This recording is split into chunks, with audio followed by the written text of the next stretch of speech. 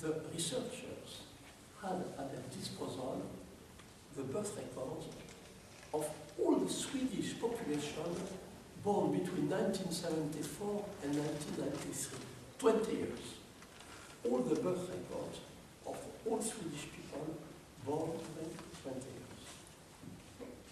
They also had at their disposal the medical files of all the Swedish subjects that had been diagnosed as autistic according to very strict criteria.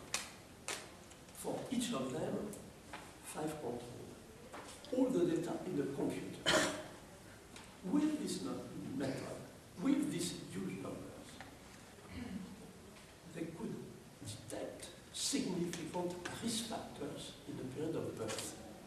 They could say, if we use modern language, that where autism being concerned, the critical period for gene-environment interaction is in the period of birth. So this is a way to briefly, quickly, to explain that our database can be also presented as a tool to train ourselves to think in terms of civilization, to introduce the collective dimension. Today, when we talk about childbirth, we cannot just keep in mind the conventional criteria, short-term criteria. If not, why not a civilization to everybody? No. Today, we must enlarge our horizon. We must think long-term, and we must introduce the collective dimension. We must think in terms of, we can say, of civilization. And because we might even say today that we have to think in terms of humanity, because there are strong links between civilization now.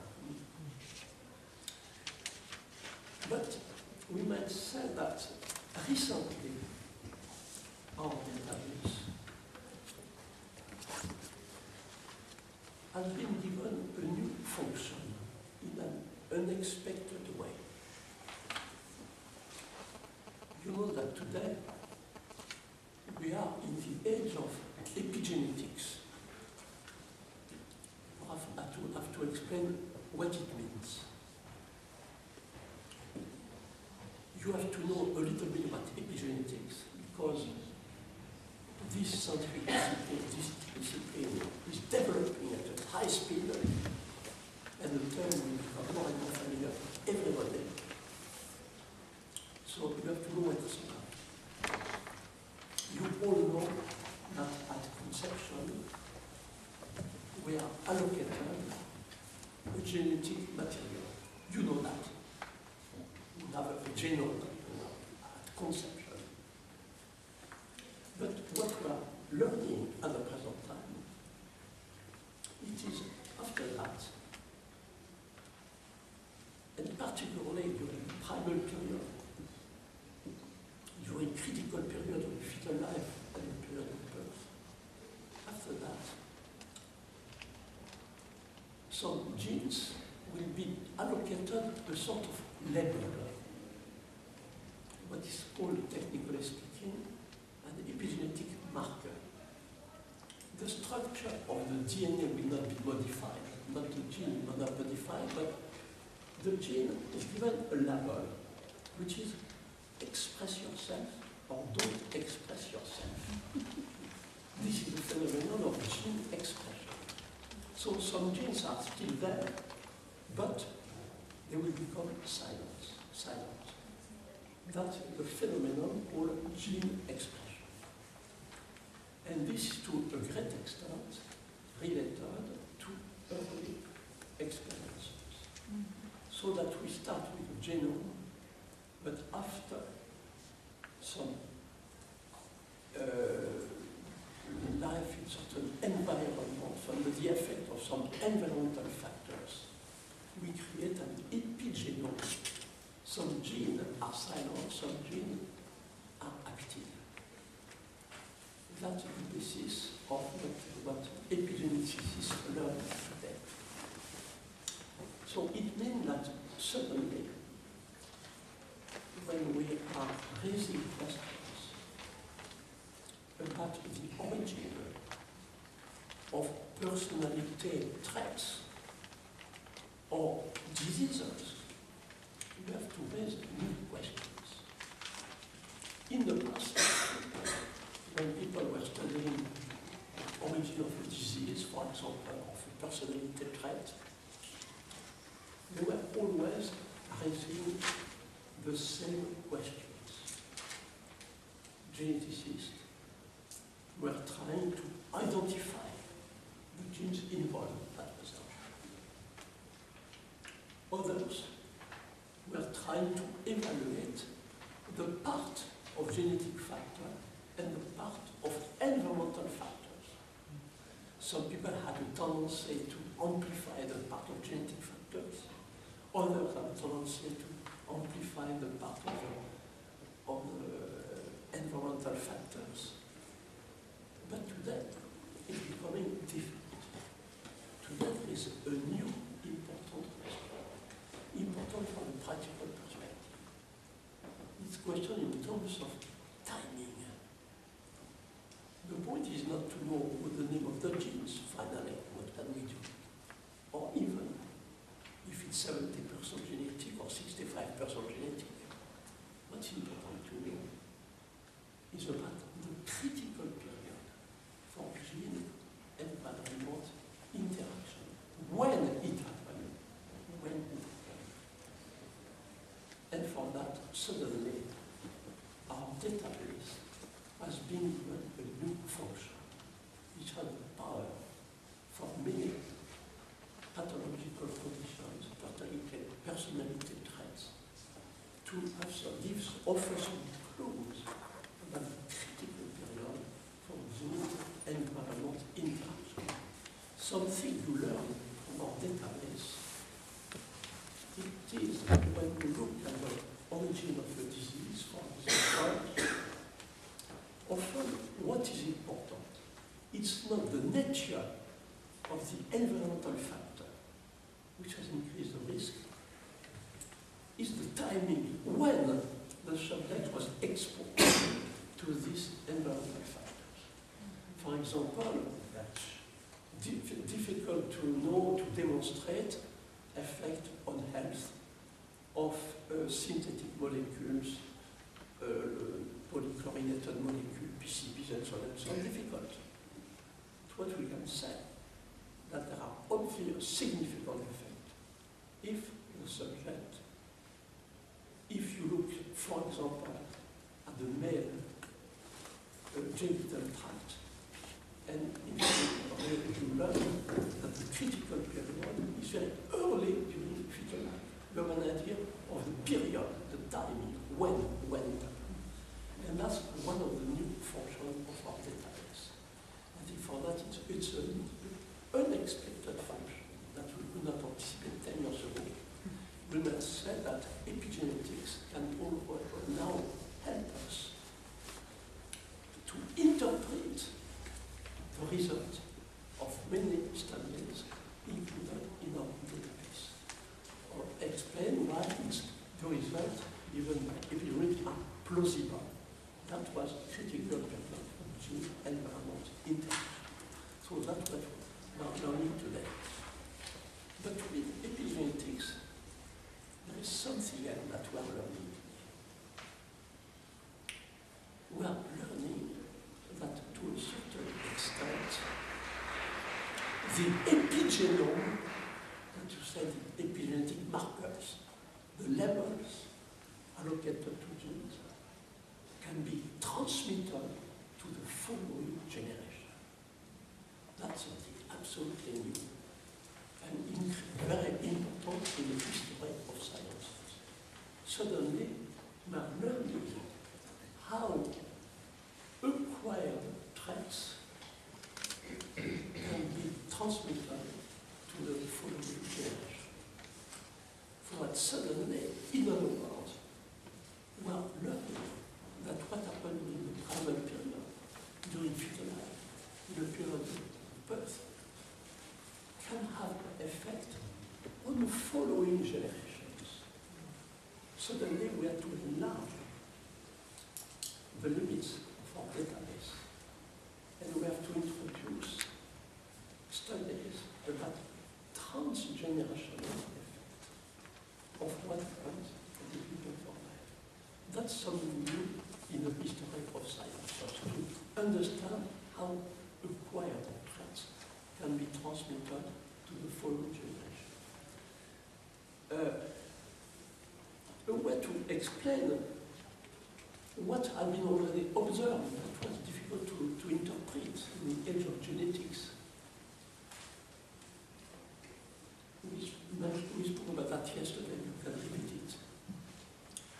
You easily understand that wild mammals living in the jungle, wild mammals, non-domesticated mammals, constantly need their brain to find their food, to protect themselves against predators, to struggle for life. Constantly, you need their brain. When a mammal is domesticated, this animal does not need its brain. They live a lot. Food is given, so no predator. And it has been demonstrated, but could not be explained until now, that from generation to generation of domesticated mammals, the size of the brain is decreasing. When an organ is not useful, it's becoming weaker and weaker from generation to generation. Important to understand that, because at the present time, there are some human functions that are becoming useless. We don't need them anymore. Until recently, to have a baby, in spite of thousands of years of cultural interferences, a woman was obliged to rely on the release of a hormonal cocktail, of a mixture of hormones. The woman, and particularly, she was obliged to use her oxytocin system. Impossible to have a baby without releasing oxytocin. Today, at the level of the planet, the number of, in the age of synthetic oxytocin, a drip of synthetic oxytocin replacing natural oxytocin, in the age of simplified technique of cesarean section, at the level of the planet, the number of women who give birth to the baby and to the placenta, thanks to the release of their natural oxytocin, this number is approaching zero. The oxytocin system is becoming useless. Taking into account the lessons of epigenetics, taking into account what we learned, for example, from the size of the brain, decreasing when it's not useful. An important question is, but what is the future of the human oxytocin system? If this system is useless, it's not used to give birth. Average time modern women spend breastfeeding, if you consider the number of babies per woman, the time they breastfeed some months in the life of most women. In many societies it was years and years and years, that is to say years of during which they were releasing oxytocin for the milk rejection reflex. We can say that oxytocin system is less and less useful. Theoretically, it means that it might become weaker and weaker and weaker from generation to generation. Theoretically, it's important.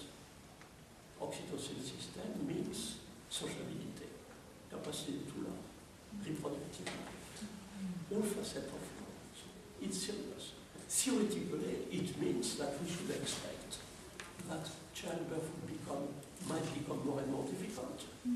Breastfeeding might become more and more difficult. And there might be more and more genital sexual dysfunctions that we might expect. We can wonder, but is it not something that already happening today? We have good reason to think that modern girls are more and more difficult. Breastfeeding is more and more difficult. Sex therapies are overwhelmed. And when you look at the #1 pharmaceutical drug from a commercial perspective, it's Viagra. So it's possible that already difficult to prove the oxytocin system of human being is already becoming weaker. That would be explained easily in the age of epigenetics. But if I say that, is to say that in our database now, we had to include also studies detecting transgenerational effects of what happens at the beginning of our life. Originally, we were talking about our database as well. For example, we are talking about the long-term effect of what happens at birth. When we are talking about long-term, we are thinking of lifelong effect. Now we have to think of effect on the following generation. And we already have in our database several studies detecting long-term effects, which sometimes are more easily detected than those for the first generation. I can give some examples from different countries. Are there Swedish people here? Nobody is Swedish. There was an interesting study from Sweden, a rural community in the north of Sweden called Överkalix. It's an isolated rural community that traditionally they are relying on their own food production to be fed. They don't really, so traditionally they are independent. But the point is that because of fluctuations in weather conditions in this isolated rural community, there are periods when they have plenty of food at their disposal, and periods when it's almost famine, starvation. And you know that Swedish people are very serious people, recording everything. That's why so many interesting epidemiological studies come from Sweden. And they have recorded the fluctuation of the weather since the middle of the 19th century, identifying the period of starvation and the period when there was plenty of food. And they could study the transgenerational effect. Or I'll give you quickly some interesting result. They found that when a man has a paternal grandfather, it's not exactly primal research, but we find other example. When a man had a paternal grandfather who had in a period where there was a lot of food, plenty of food, during his pre-pubertal life, before puberty. When he was before puberty, there was plenty of food, eating a lot. This man, who had such a grandfather, is at increased risk of developing a non-insulin dependent diabetes. In the same community, if a woman had a paternal grandmother who was pregnant, who was at the beginning of her pregnancy, during a period of starvation, this woman, who had such a grandmother, had a reduced life expectancy. So it's an example, but there are also good examples from Holland, and I see people from Netherlands. So you all heard about the famous famine of the winter 1944-1945. So it has been possible, the first step, to look at the health of those who were in the room during this period of starvation at the end of the war.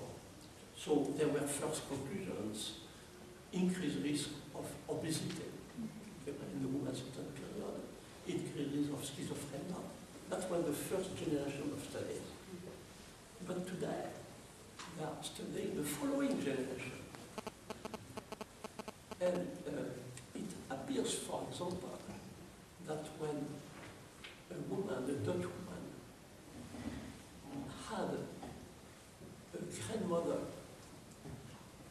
who was pregnant during the period of starvation, this woman has a lower average birth. This population of women have a lower average birth weight than the rest of the population. And it's more significant than from the previous generation in terms of birth weight. So let's say, forget the details. You can say to our database.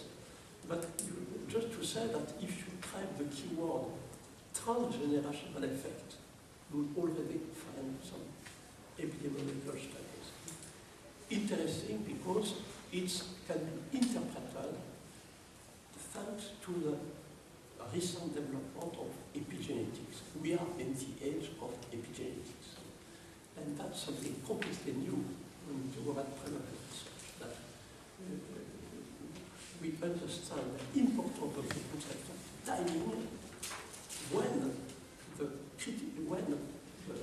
what was the critical term for gene and environment interaction, timing, and important to think of the following generation, transgenerational effect. So we can say that primary research is a developing discipline, incredibly fast, not only through the number of studies we can introduce to our database, but also because its role is the functions is also changing. Originally just thinking long term, now it's long term, transgenerational, now is also collective dimension. So it's many new functions. I don't want to say more now, so that we still have time to discuss. It's such a huge topic, that we may discuss on test. What I can add is that this subject is one of the reasons for the conference that we are organizing in Honolulu, October 2010, the Mid-Pacific Conference on birth and primary research. The Mid-Pacific Conference on birth and primary research. We want to go a little further. I must say that I kept for myself a topic called primary research in the age of epigenetics.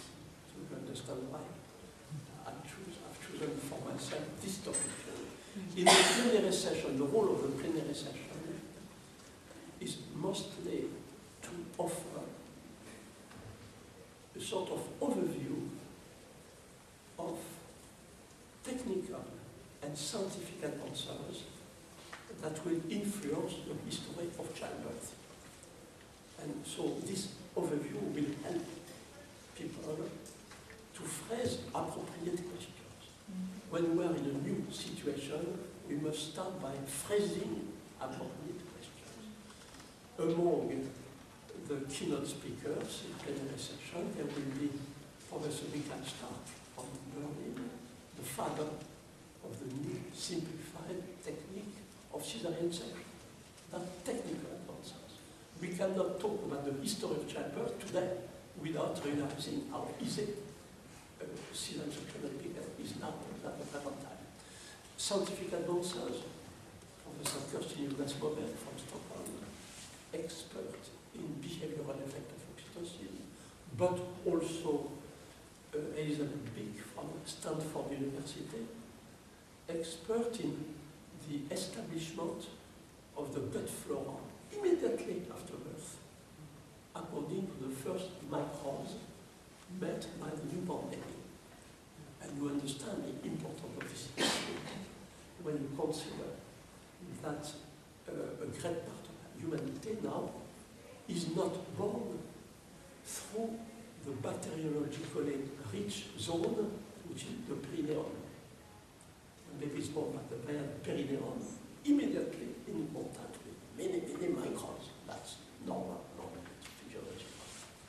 But today, a great part of humanity is born by the abdominal root, completely new way to establish the gut flora. And apparently, gut flora is important to educate our immune system.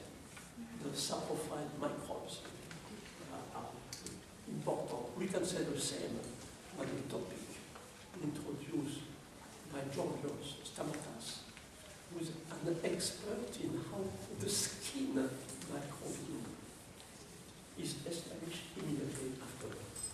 And that has a long-term effect as well. So that's a kind of scientific and technical advances, and the others, you know, that we present at this conference, plus many posters. You, if you come to Honolulu, all of you can present a poster if you have something special to say, plus 27 workshops. I don't want to say more now, except that if you want to know more, you just go to www.woomecology.org. Womb, like the uterus, W-O-M-B. Woomecology, one word, woomecology.org. And you have more details. The call for posters is not yet published, but it will appear very soon. So that's all what I want to say, to introduce this enormous topic. It's just an introduction. It's an introduction. It's something new. It's a way to challenge many theories, received ideas. You know that epidemiological data are hard data. We should always start with epidemiology before making theories. Often we do the reverse. We start with theories before establishing the hard data. So that perhaps the conclusion we have to add to that. So now that we still have exactly 30 minutes together, do not hesitate to say something, to add some more or that. That's a good sign. Where do you come from? Me? From Scotland. Oh, from Scotland. And you, far away? Where do you come from? Me? Yes. Germany. Pardon? From Germany. Germany, yes. And you from Netherlands. So for the first question, we have to choose between Netherlands, Germany or Scotland. I like Scottish accent. Although, more often than not, I can understand it. It's very light. So, can you ask your question with a Scottish accent? Where do you come from, I need a Scotland? glass of wine if you're going to Where in Scotland? I'm originally from Forfar, which is northeast coast. It's near Dundee. And Dundee, Near yeah. to Dundee. Yeah. And now? And now I'm in Brighton. I'm training to be a midwife in Brighton, in England. Are you in England? Bristol? Brighton. Brighton. Brighton. Brighton. Yeah. So you became English, I'm very Scottish. So, what do you have to say? First thing to say thank you. It's really interesting what you've been talking You're a about. midwife? Louder. To say thank you. It's really interesting, and I just wondered, when you were talking, have you come across any older bodies of knowledge that say the same thing, or in a more metaphorical way, perhaps old? I remember reading some Chinese writings about what the woman's thinking at the time of conception can influence the state of the child. So have you come across, are you finding this is something actually quite old that we're now able to scientifically prove? Oh, it's sure that these questions have traditionally raised by many cultures. So the questions are not new. What is new today in the age of epidemiology, of computers, is the possibility to establish often hard data. Difficult to discuss a study involving the whole Swedish population bordering 20 years. That's not anecdote, that's so this is what is new in the method to answer this question, make sure that it's not new. There were many more data about belief, about what happened when the mother is pregnant. In many societies, they had belief about the importance of the emotional state of pregnant women. That was very clear, which is explained today. We know today that the emotional state, that you said the hormonal balance of the pregnant woman, our level of cortisol, for example, can influence the growth or the development of the baby. We can understand. In our database, many studies demonstrate the long-term consequences of what had been the emotional state of the mother when she was pregnant. So that's but they had already these ideas in many societies. Many societies, they had belief that pregnant women should be protected against some kind of news. Some bad news should not be transmitted to pregnant women. I heard about an ethnic group in Amazonia. I met a Brazilian lady in the corridor. I don't know if she's here, but that's you. Yes. Ethnic group in Amazonia. It's I think it's Eloisa Lessa who told me that. You know Eloisa? Yes. In this ethnic group, the belief is that you would never argue with a pregnant woman. Never argue. And if by chance you have to argue with a pregnant woman, make sure that she will have the last word. So it means that they had some precise idea, the same about nutrition. In many societies, some kind of food were given to pregnant women only about some belief. I heard about Oman, belief in Oman, which is a little bit strange when you look at that from our scientific perspective. But they were saying that pregnant women should not eat fish because the bones of the fish would make the baby's body too hard or the head too hard. I don't know the explanation, but the details are not important, or some food are just for pregnant women, the kinds of bird or things like that. So just to say that it's not new, these questions are not new. There have been many beliefs, many rituals all over the world, in all societies, about the importance of the emotional state of pregnant mother. If she's dreaming of this will appear to the baby and so on and so on. More recently, there have been other kinds of practitioners, you might say, that have raised these issues. There are those practicing regressive therapies, which are comparatively new. Until the middle of the 20th century, regressive therapies were, you might say, in the framework of psychoanalysis, the Freudian age and so on, going back to early childhood. But more recently, there were regressive therapies. Apparently, it became possible to re-experience very, very early events, such as the birth itself, or even what happened during fetal life. These are regressive therapies, new.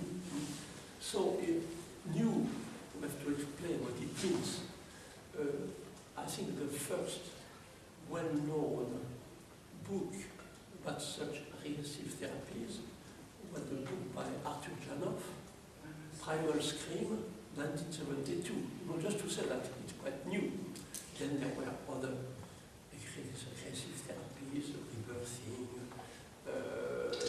adapting Indian techniques to modern world, different sort of hypnosis and so on. So according to these practitioners, what happens at the beginning of life has long-term effect. But of course, it's not hard data. We have to believe the interpretation of the therapist to know that. But often what they have been saying often is more or less confirmed by modern epidemiology. So that to say that, in fact, these questions are not new, but in the age of epidemiology, of sophisticated technique of statistics and so on, we can say that we have a new generation of hard data. Plus the development of other disciplines that can interpret this hard data, particularly epigenetics, concept of critical period and so on. So it's an important question that to realize that importance of what we are learning today, at such a speed. No, I told you when we talk about in the past, it was we were saying when talking about origin of diseases, I said in the past is 4 years ago. Yes, so that we have to realize. So after Scotland, should we go to Germany? Okay. I have 2 commentaries and 2 questions. The first is that in Germany, luckily it seems that the health insurances are already beginning to get worried about the long-term effects, and therefore they're starting to make campaigns against cesarean section. That's very... First there started some small health insurances, but now I think the bigger ones are also interested. But I think one should also push that these negative long-term effects should be more visible. Perhaps also if somebody starts to make an, a liability sue because of the long-term effect, and not because they say, okay, I saved the child because I did cesarean section, so that the parents can come and say, but you had very bad effect on the long-term effect. That is never discussed. I think that should. And the other thing is the importance of this kind of database. What you're doing is now in Germany very obvious, because there's a proposition in the parliament, because some organization have found out this year that there is not one law that protects the unborn child because in between the 13th and the 42nd week of pregnancy. You can do anything what you want and hurt a baby, an unborn baby. You can kill it, but you can hurt it. They found it out because they made an accusation against doctors in the Charité in Berlin who made a MRT, mechanical resonance, during a birth. And so they accused them that they were acting against the integrity of this unborn child. So they went to court, and the court told them, dear people, we have a law which protects the unborn child from week 1 to week 13, but from week 14 to week 42, you have not any law which will protect it. So they made this proposition in the parliament, and there they have all that interventions mentioned, and they say always it's not evidence-based what they do. Often it's also proven that it's so the team of the Charité has been accused yes. of doing something potentially dangerous. Yes, yeah, exactly, because during which weeks? No, because 40 to 42. No, they during a birth they made a woman give birth under the MRT, under the mechanical resonance. Yes, it was during the period of birth. Yes. During the period of birth, exactly. And so they accused them in court. They wanted to accuse them in court. They went to the police and they filed a complaint. And then it went to court, and the court told them there is not any law which prohibits that you can hurt an unborn child. You can't kill him, but you can hurt it with everything. So therefore they made a position in the parliament to say we have to reform the law because it has to be forbidden that the unborn child is getting exposed to all these exposed to artificial oxytocin, MRT, CRT, and the electrode here and the blood samples and so on. So it's a very interesting moment in Germany because many organizations are getting working to go against cesarean sections, but also to make this a change in the law in the parliament. That was my commentary, but I had two questions also. Just two small. Is in your databases the keyword war? War. Warfare. Because I would say guerre, la guerre. Is it? You speak French? So what about the war? So to relate traumatic experience during the birth to wars or the readiness to go to war, the readiness to make war in the land and so on. Yeah. And the second. But if you mix too many, I don't remember what you said. No, first I do it later. Okay.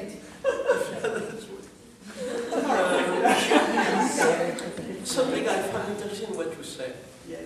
It's that those who went to court, from what I understand, a medical team from Charité in Berlin. I find that interesting because it's precisely in this hospital, Charité, that they introduced the concept of fetal programming. That is why they were pioneers in the 70s to anticipate, before we had a biological data, to anticipate and to explain what's happening at the very beginning of life, including fetal life, the period of birth, can have lifelong effect. They introduced in that hospital the concept of fetal programming. So that's why what you said is incredibly interesting. Among those who had been working at Charité was Professor Dorner, Günther Dorner, who studied in particular sexual orientation. Sexual orientation. The fact that you are attracted by men or by women or whatever. And how it developed probably in the perinatal period, including studies by those born during the war, for example. I know these people in La Charité. They invited me to speak. I can tell you exactly when it was. It was 2 years ago, in 2009, on July 7th. and I was invited to speak for the 80th anniversary of Günther Dorner, the father of the concept of fetal programming.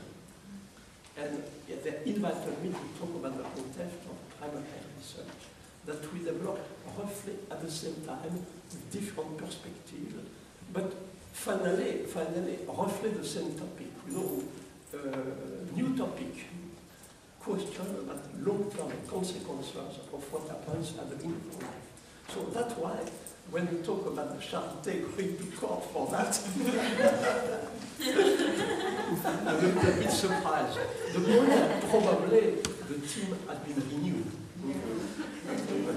What did they find with the MRI during the birth itself? What did they find? What did they find? Because they went to court. They did it, but did they find something interesting? That's my question. The people who filed the complaint, they do not explain anything what they found out. Yes, but it would be interesting if they find something interesting, something new. What was the beginning of your question? Because I forgot. No, the second one was if you have war as a concept. Yes, I remember now what you said in Germany when you talk about the insurance. when you think of cesarean section and so on. So on. Yes, it's interesting that people constantly focus on the possible long-term negative consequences of being born by cesarean section. And it seems that when we always focusing on cesarean section, people don't realize that in fact the most common medical intervention in childbirth, it's not the cesarean section, it's the drip of synthetic oxytocin.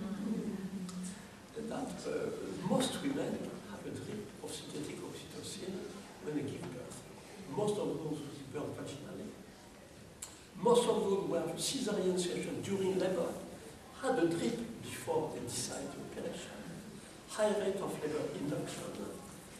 So it's something very, very common, and people are not worried about the possible long-term effect of the use of synthetic oxytocin, in particular on the child. So people are always focusing on cesarean section. People, I mean, public health organizations and groups of natural childbirth and medical circles, everybody, people want to reduce the rate of cesarean section.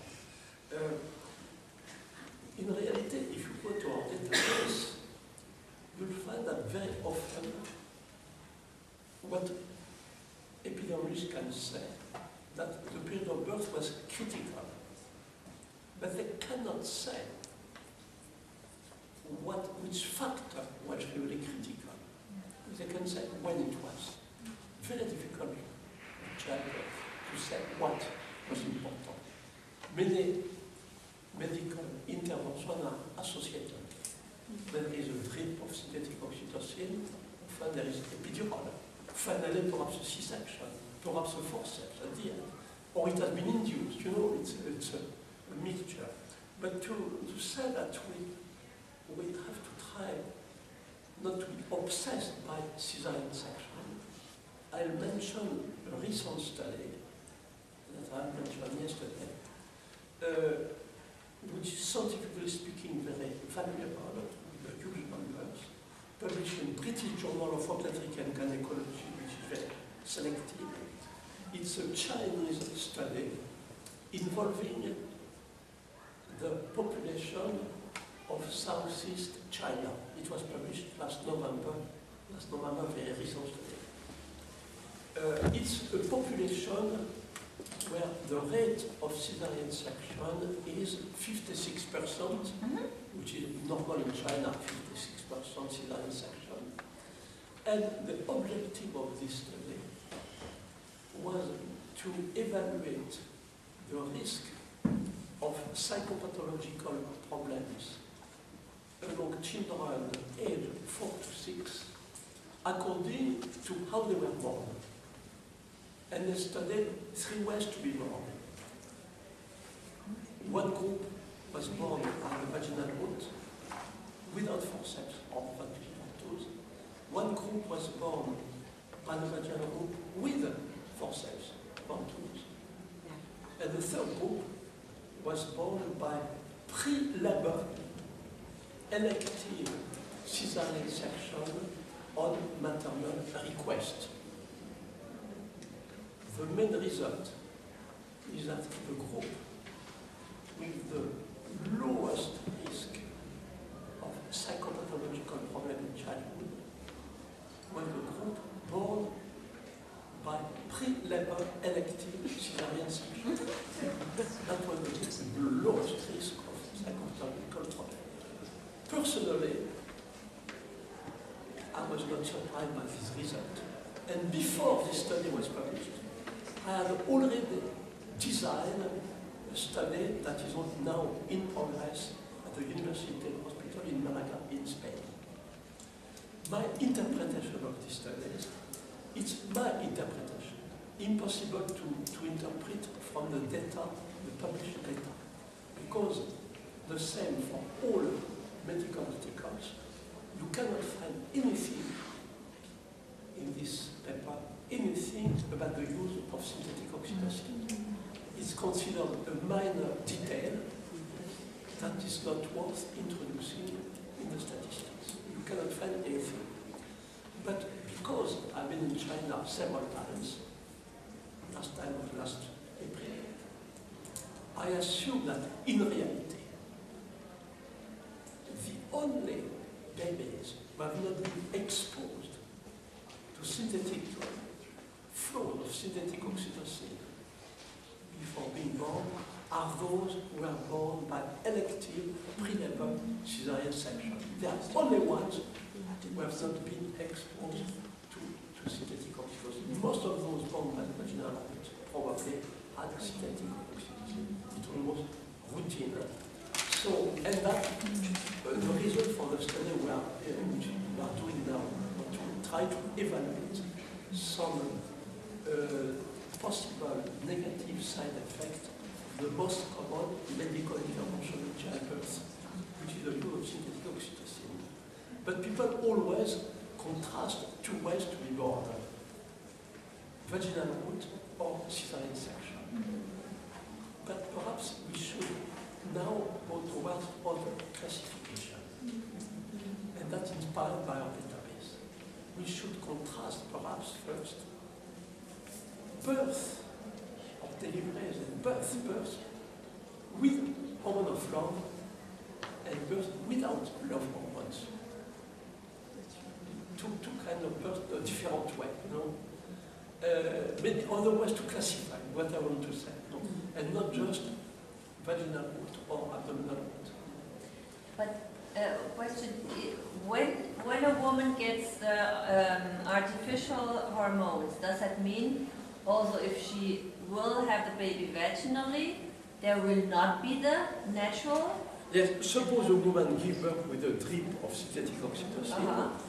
It means that because she has receiving synthetic oxytocin, she will not release her own pituitary. No, it's impossible. It's a general rule in endocrinology. When you introduce in the body a hormone, the body stops producing this hormone. If you take corticosteroids, your adrenal glands stop producing corticosteroid. And furthermore, if oxytocin has been introduced intravenously, it does not reach the brain receptors. It does not cross the blood-brain barrier.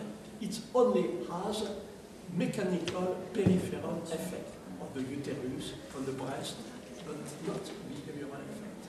So that's why today the point is not to be obsessed by cesarean section, but also to wonder about the effects of different facets of pharmacological assistance. So it's a big question, but the time is going fast, and all of us are curious to hear about the Netherlands. It's important to finish with the Netherlands. You know that when we talk about childbirth, there is a Netherlands on the one hand and the rest of the world on the other hand. So, last minute for the Netherlands. Okay, let me start with something positive on this note. And I had 4 completely unmedicated, healthy, timely home births. So, after hearing all these C-sections and stuff, I feel very blessed to have been able to give birth. So, 4 healthy daughters in our own marital bed. So I get emotional when I think about this, when I hear all these stories. Birth with hormone of love. Yes, lots. Yes, as I said, there are 2 kinds of births, with love hormone and without love hormone. Yeah, all lots of hormones. So my question was, after all, because I thought it was a conclusion.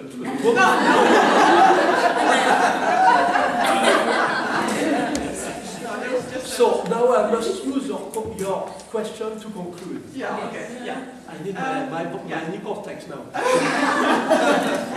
hope I can still use my cortex.